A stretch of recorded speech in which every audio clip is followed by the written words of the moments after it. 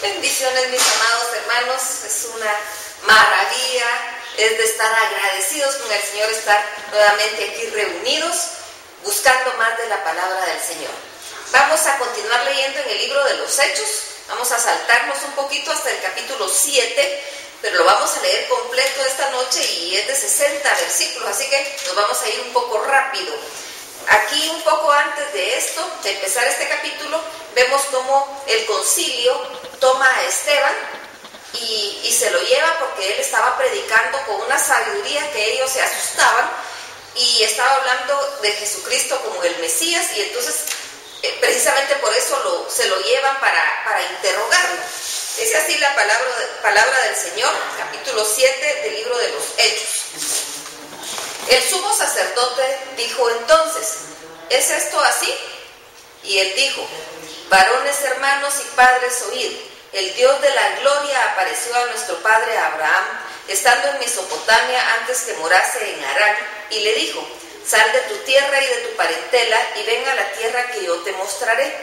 Entonces salió de la tierra de los caldeos y habitó en Harán, y de ahí, muerto su padre, Dios le trasladó a esta tierra en la cual vosotros habitáis ahora, y no le dio herencia en ella ni aún para asentar un pie, pero le prometió que se la daría en posesión y a su descendencia después de él, cuando él aún no tenía hijo. Y le dijo Dios así: que su descendencia sería extranjera en tierra ajena, y que los reduciría a servidumbre y los maltratarían por 400 años. Mas yo juzgaré, dijo Dios, a la nación de la cual serán siervos, y después de esto saldrán y me servirán en este lugar. Y le dio el pacto de la circuncisión, y así Abraham engendró a Isaac y le circuncidó al 8º día, e Isaac a Jacob y Jacob a los 12 patriarcas. Los patriarcas, movidos por envidia, vendieron a José para Egipto, pero Dios estaba con él y le libró de todas sus tribulaciones y le dio gracia y sabiduría delante de Faraón, rey de Egipto, el cual lo puso por gobernador sobre Egipto y sobre toda su casa. Vino entonces hambre en toda la tierra de Egipto y de Canaán, y grande tribulación, y nuestros padres no hallaban alimentos. Cuando oyó Jacob que había trigo en Egipto, envió a nuestros padres la primera vez, y en la segunda, José se dio a conocer a sus hermanos y fue manifestado a Faraón el linaje de José. Y enviando José, hizo venir a su padre Jacob y a toda su parentela, en número de 75 personas. Y así descendió Jacob a Egipto, donde murió él y también nuestros padres, los cuales fueron trasladados a Siquem y puestos en el sepulcro a precio de dinero compró a Abraham de los hijos de Hamor en Siquem. Pero cuando se acercaba el tiempo de la promesa que Dios había jurado a Abraham, el pueblo creció y se multiplicó en Egipto, hasta que se levantó en Egipto otro rey que no conocía a José.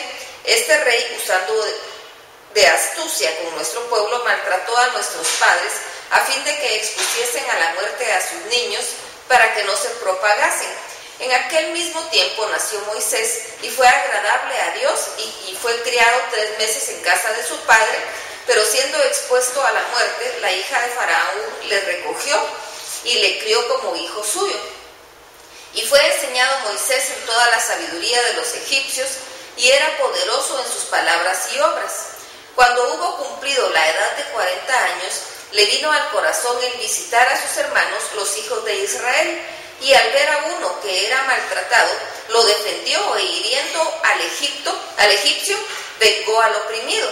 Pero él pensaba que sus hermanos comprendían que Dios les daría libertad por mano suya, mas ellos no lo habían entendido así. Al día siguiente se presentó a uno de ellos que reñían y los ponía en paz, diciendo: varones, hermanos sois, ¿por qué os maltratáis el uno al otro? Entonces el que maltrataba a su prójimo le rechazó, diciendo: ¿quién te ha puesto por gobernante y juez sobre nosotros? ¿Quieres tú matarme como mataste ayer al egipcio? Al oír esta palabra, Moisés huyó y vivió como extranjero en tierra de Madián, donde engendró 2 hijos. Pasados 40 años, un ángel se le apareció en el desierto del monte Sinaí, en la llama de fuego de una zarza. Entonces Moisés, mirando, se maravilló de la visión, y acercándose para observar, vino a él la voz del Señor. yo soy el Dios de tus padres, el Dios de Abraham, el Dios de Isaac y el Dios de Jacob. Y Moisés, temblando, no se atrevía a mirar.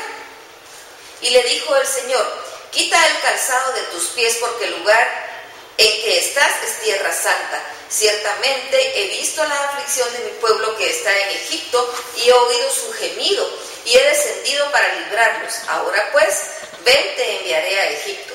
A este Moisés, a quien habían rechazado, diciendo: ¿quién te ha puesto por gobernante y juez? A este lo envió Dios como gobernante y libertador por mano del ángel que se le apareció en la zarza. Este lo sacó habiendo hecho prodigios y señales en tierra de Egipto y en el Mar Rojo y en el desierto por 40 años. Este Moisés es el que dijo a los hijos de Israel: profeta os levantará el Señor vuestro Dios de entre vuestros hermanos como a mí, a él oiréis.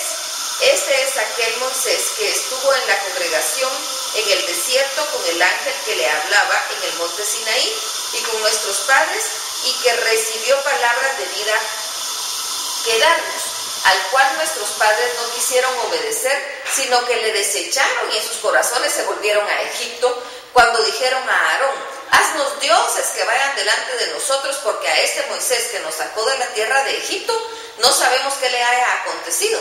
Entonces hicieron un becerro y ofrecieron sacrificio al ídolo, y en las obras de sus manos se regocijaron.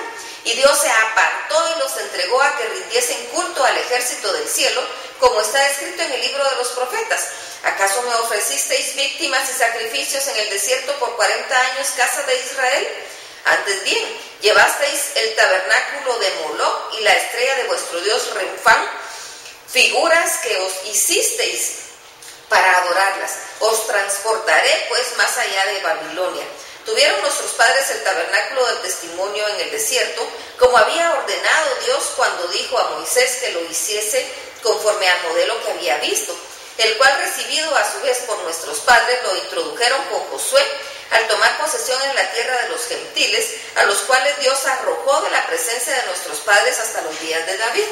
Este halló gracia delante de Dios y pidió proveer tabernáculo para el Dios de Jacob, mas Salomón lo edificó casa. Si bien el Altísimo no habita en templos hechos de mano, como dice el profeta: el cielo es mi trono y la tierra el estrado de mis pies. ¿Qué casa me edificaréis?, dice el Señor, ¿o cuál es el lugar de mi reposo? ¿No hizo mi mano todas estas cosas?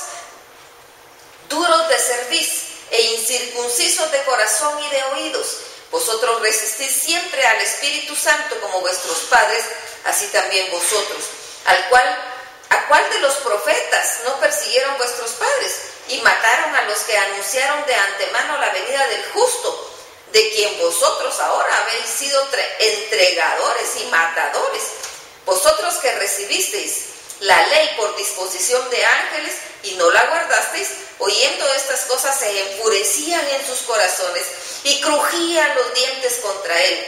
Pero Esteban, lleno del Espíritu Santo, puesto los ojos en el cielo, vio la gloria de Dios y a Jesús que estaba a la diestra de Dios, y dijo: he aquí, veo los cielos abiertos y al Hijo del Hombre que está a la diestra de Dios. Entonces ellos, dando grandes voces, se taparon los oídos y arremetieron a una contra él, echándole fuera de la ciudad, le apedrearon, y los testigos pusieron sus ropas a los pies de un joven que se llamaba Saulo, y apedreaban a Esteban mientras él invocaba y decía: Señor Jesús, recibe mi espíritu. Y puesto de rodillas, clamó a gran voz: Señor, no les tomes en cuenta este pecado. Y habiendo dicho esto, durmió.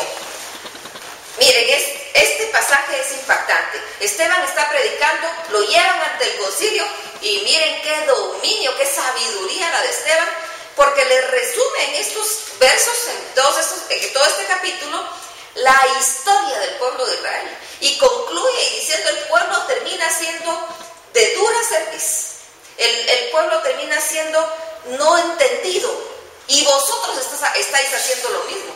Y entonces eso es lo que los enfurece, y arremeten contra él y lo matan a pedradas, y lo matan ahí frente a todos. Pero dice la palabra que cuando lo estaban matando, Él estaba viendo la gloria de Dios y estaba diciéndole: Jesús, recibe mi espíritu. Y estaba diciéndoles, recibiendo las pedradas. ¿Se imaginan qué muerte más tremenda? Pero él sabía quién era Jesucristo. Y él sabía que la vida que Jesucristo había prometido era vida eterna. No era un pedacito como lo que vivimos aquí, era vida eterna. Y a él no le importaba dar su vida, porque viene al final y les dice: Señor, no les tomes en cuenta este pecado. Eso lo dijo antes de morir. Y él estaba viendo la gloria de Dios. Y el testimonio de este hombre, el sacrificio de este hombre, el martirio de este hombre, viene a ser como un abono para la iglesia que está iniciando.